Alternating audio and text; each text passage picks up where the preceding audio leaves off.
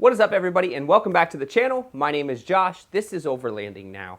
And today what we're going to be discussing is the 5,000 mile review on our Ironman suspension lift that we put on our 2022 Subaru Outback Wilderness. That's a mouthful.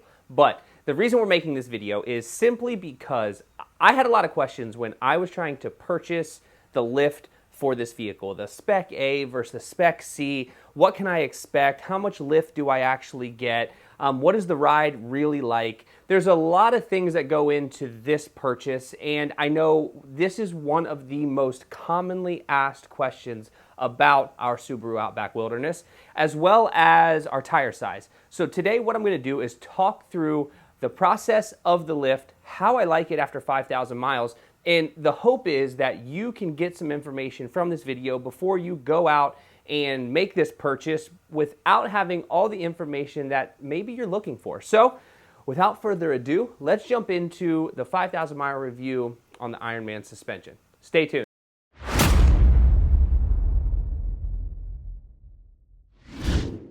So before we get started in the video, just like I always do, I will put our Instagram here as well as our photography-centric Instagram here. If you're into photography or you like that stuff and you'd love to follow us there, that would be cool.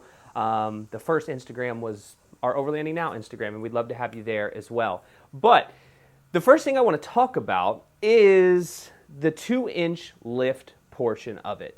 When I was purchasing it, I had a lot of questions of, is it actually 2 inches? Is the Spec C going to be greater than 2 inches? Is the Spec A going to sag with the weight of the motor up front? So I guess a little context here.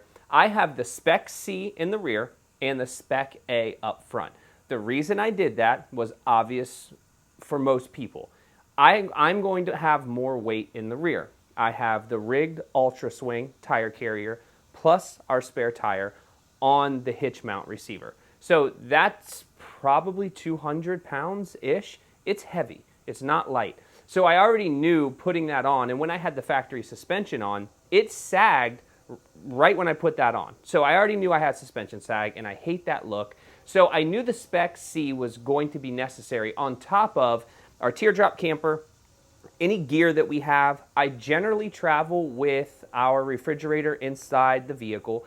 So I have all of that in there pretty much 24/7. Even if I'm just driving around the city, this is my daily driver. So I put the Spec C in the rear. I left Spec A up front because I wanted to retain a bit of that comfort, because I was concerned that the Spec C's in the rear would be a little uncomfortable. But the 2-inch lift aspect, I honestly felt like after we put this suspension on, and if you need a little bit of guidance on the suspension install, I'll put a video up here so you can kind of just walk through that install with us. It's not step by step, but it will give you an idea of what you're getting into if you do intend to do this in your garage. I was concerned we weren't going to get the 2 inches, and when we put it on, it honestly felt like we got greater than 2 inches. Now, after some time and we let everything settle, we are just about right at 2 inches of lift for the vehicle, which is astounding. And if it feels like a lot more right after you put it on, because it is so much taller from the factory suspension, even though the Outback Wilderness or any of the Wilderness trims have that additional 1-inch lift from the factory. So the 2-inch lift that you receive with the Ironman suspension is in fact accurate, and I am happy with the additional ground clearance that we've gained by putting this lift on. But the next part of this is the Spec C component. So having that stiffer suspension in the rear, obviously, like I said earlier, I went with a Spec A up front because I wanted to retain some comfort. I did not realize how much comfort I was going to lose with the Spec C in the rear. What it does do is it gives me plenty of support in the rear suspension for all the gear that I want. I can put the teardrop camper on there. I have the spare tire carrier on there. I can put my refrigerator and all of our gear, and it is not even noticeable that any of that is in the vehicle, or I even have a trailer connected. So from that aspect, it's absolutely great. When we were towing the teardrop camper on the factory suspension through Joshua Tree and all the trails we took it on, I was a bit concerned because we barely had any wheel well gap whatsoever with the factory suspension. So the Spec C definitely does give you that structure and rigidity that you might be looking for if you carry a lot of gear. Well, the one thing you have to understand is it may provide you that support for additional gear, which is awesome. And it does give you exactly what you need in that aspect, but you are going to have a much stiffer ride. The vehicle drives a lot less comfortably now. And the Ironman suspension, once you put that on there, it feels like everything is so much tighter in the steering wheel. A small little movement of the steering wheel and you're kind of all over the road. Not in a bad way. It just, the control aspect of the vehicle increases. So when we got the vehicle, it was a much more comfortable driving experience than with the suspension. I'm not saying that's a bad thing. I'm just saying you're going to have much more feel from those tires. You're going to be able to turn a lot quicker. A very small movement is going to equal a drastic movement in the vehicle. So that's also something to keep in mind. But the Spec Cs are great for that extra load. It's just you're going to be sacrificing a bit of comfort. And when I say a bit, I kind of mean a lot, to be completely honest with you. It is much less comfortable driving that vehicle with the Spec Cs in the rear. Having the Spec As up front, it's a lot more noticeable in the handling, but it's not uncomfortable. But in that rear, when you go over a bump and you hit the front and then you hit the back, it is noticeable when you hit the back. It's give and take. You can't have both. And that's, I guess, the unfortunate part. You can't have a much stronger suspension setup in your rear with additional capacity to carry more gear and expect for it to have the same comfort as your factory suspension. At least that's what I've gathered from the Ironman suspension. Now, there is other suspension out there that I am actually really interested in trying. There is a suspension from Flat Out Suspension. And from what I hear, it's an awesome setup, and I would love to give them a shot and throw that on the Subaru Outback Wilderness just to see how it compares, more so to give the information to you guys so you know what to expect versus both suspension setups. So another thing that you may like, you may dislike, it really just depends on how you like your vehicle to sit. You have, obviously, 2 additional inches of wheel well gap. So from the top of your tire to the top of your wheel well, the gap is obviously much bigger. And you know, when I see that, I think, well, I need to fill that up with a bigger tire. And I'm sure I could. I would have to make some fender modifications and things like that.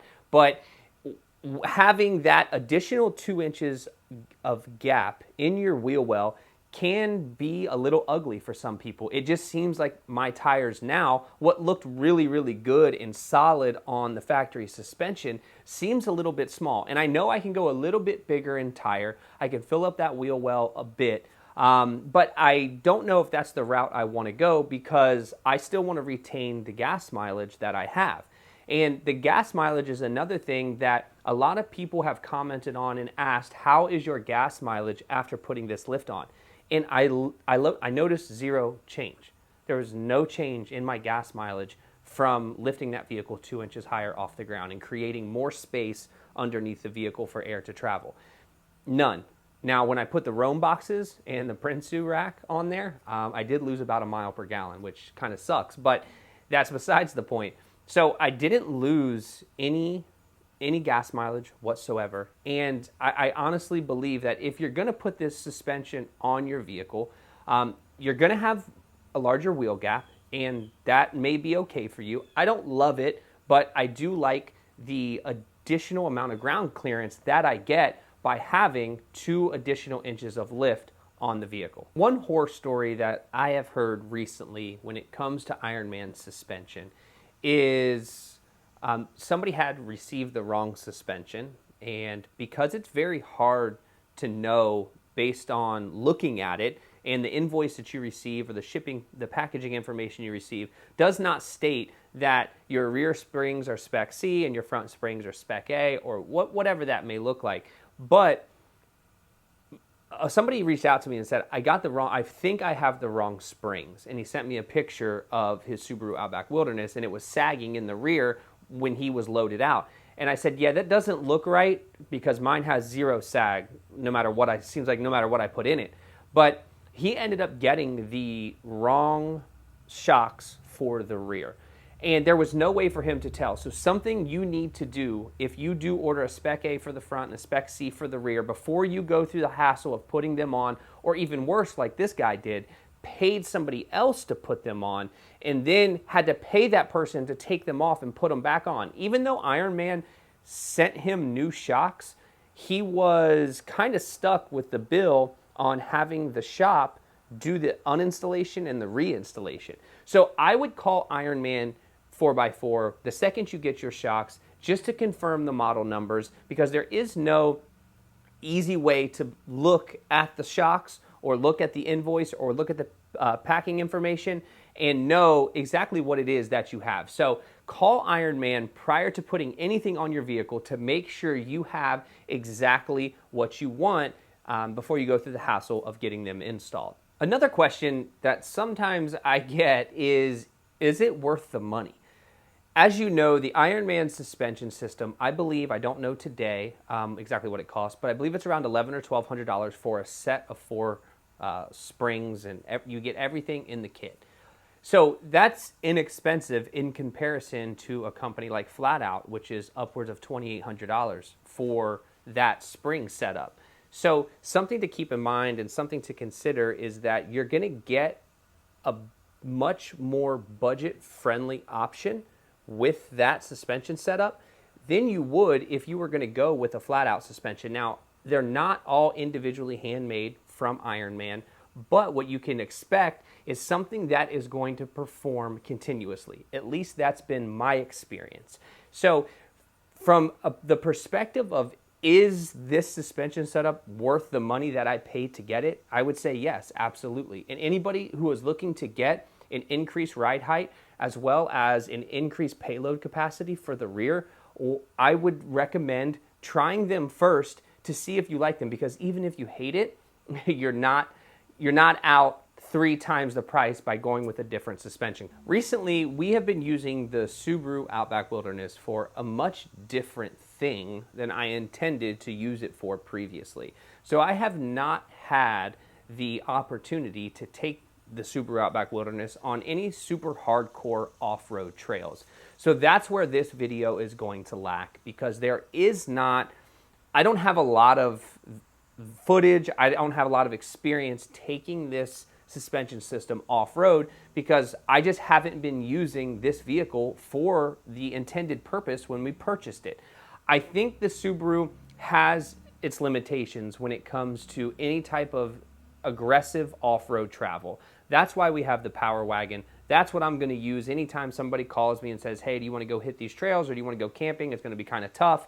I'm going to take my Power Wagon simply because it's less effort to get the Power Wagon where I need it to go, and it's a more enjoyable experience in the Power Wagon because it's not as difficult. I don't have to try as hard or plow through rocks or do any of that and damage the Subaru. And I know a lot of guys hammer their Subarus down, and I did too when I got it. When we had it first, we took it out to Moab, and I'll put that video up here. We took it through some really good stuff, but it was the easier stuff in Moab. If I want to go somewhere and I really want to test a vehicle, I'm going to take my Power Wagon versus the Outback Wilderness. So I don't have any real experience with this suspension on hard off-road stuff. Here's what I can tell you. Gravel roads, which is what most people take their Subarus on, and really light terrain. I don't even want to call it gravel road because it's more of a really bumpy dirt road. And recently we have been chasing storms in the Subaru Outback Wilderness. And it's literally the perfect storm chasing vehicle because it's quick with the turbo in it. It can carry a lot of gear and it's safe. And I can get where I need to go quickly. So when we're bombing through back roads and we're going up dirt roads and gravel roads and we're flying trying to catch up to the storm, or we're flying trying to get out of the way of a storm, the suspension has handled flawlessly. And I have even mentioned in a couple of videos, while we're driving, we shoot off a pavement onto a dirt road and it's bumpy and we're bouncing around. I have mentioned that thank God I got the thank God I got the Ironman suspension lift, because those are the times when I actually need it, and I have a lot of stuff that I carry in the rear while I'm filming or while I'm taking pictures, and along with food. I always take like a little emergency bag in case I get stranded and I have to sleep there. You just never know. That may be overkill, but that's just what I do. So I don't have any hardcore off-road footage is basically what I'm getting at, and I apologize for the long wind, but from what I can tell from other people who do take their Subarus off-road fairly aggressively, and they have this suspension lift setup, they have absolutely zero issues, and they all recommend getting this lift. This lift was recommended to me by somebody else who is very serious about off-roading in their Subaru. That's what they have, and they have tons of money put into other components in their vehicles, and that is something to take into consideration. If you could spend a third less of the money and use that other money to modify your vehicle in other ways, that may be something you want to do, especially if you're not a super hardcore off-road Subaru owner, which I don't think a lot of Subaru owners are. This is something that I think will fit your needs absolutely perfectly. So after I pulled the memory card out of the camera on this one and I started editing, I realized I forgot something that is extremely important. So this is me coming back for this. Tire size. I get a lot of questions. By far, the most commonly asked question is, what size are your tires, where are your wheels from, and do you have any rubbing? So the first answer is I run a 245/65 R17 BF Goodrich KO2. Now, for me, the KO2 is the best all-terrain tire that you could get. And I know that there are the Falcon Wild Peak AT3s. A lot of people have a preference on tires. I had the KO2s on my wife's Jeep. I had the KO2s on the Gladiator. I've had the KO2s on the Subaru. And I have the BF Goodrich KM3s, the mud terrains, on the Power Wagon. I just trust the tire. I have put those tires through just about anything you could imagine. And knock on wood, I have not had a failure to this day. So that's what I run for the tire and the tire size. Now the wheels are LP Adventure LP7s, and they are in a bronze color, obviously. I get a lot of questions about the wheels and tires, and they are a 17/8. And the offset for my wheels is, I believe, a +38. It's the largest positive offset that LP has. I think it's 38. And I have no rubbing. I didn't have any rubbing before I put the lift on. I don't have any rubbing, obviously, after the lift. They fit in there perfectly. I do believe you can go another tire size up if you want with the factory suspension, or I'm sorry, with the lifted Subaru Outback Wilderness, but I have not done that yet. I don't know if I ever will, but it is an option for those of you who are looking to increase your tire size after a lift. But that question is the most commonly asked question, so hopefully that will answer some questions for you prior to you DMing me on Instagram. But if you still need to do that, I'd be happy to answer. Okay, that's it. I think I went over the important stuff. If there's any more questions or something that I didn't answer, I will be happy to answer those questions. Please just leave those into the comments, and I will get to them as soon as I can. This video has been a long time coming. 5,000 miles is a fairly large amount of time to have on a suspension, and it's a good time for me to kind of break into it and say, here's what I've gotten, here's what you can expect, and I hope I did a good job at answering those questions. Again, please let me know if there's anything that I did not address, and I'll be happy to do so either in the comments or on a separate video. So thanks you guys for watching, and we'll see you on the next one.